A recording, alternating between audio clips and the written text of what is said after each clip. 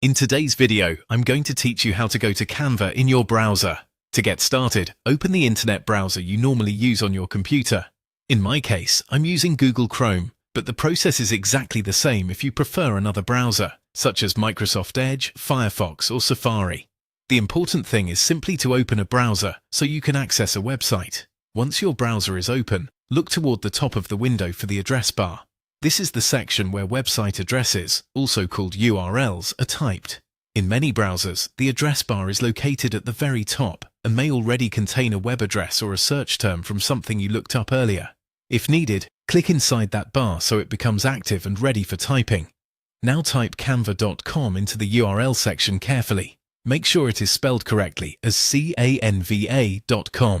Entering the address directly into the browser bar is a simple and reliable way to go straight to the official Canva website without having to search for it first. This can help you avoid clicking on the wrong result or ending up on an unrelated page. After typing the address, press the Enter key on your keyboard. Your browser will begin loading the Canva website. Depending on your internet speed, this may happen almost instantly or take a few seconds. Once it finishes loading, you should see the Canva homepage appear on your screen. If the page doesn't load right away, give it a moment and make sure your internet connection is working properly.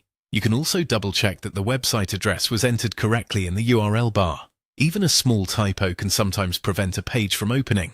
And that's it. You've successfully gone to Canva using your browser. This is the first step if you want to create designs, presentations, social media graphics, documents, or many other visual projects directly online. If you're following along, take a moment to confirm that the Canva homepage is open before moving on to whatever comes next.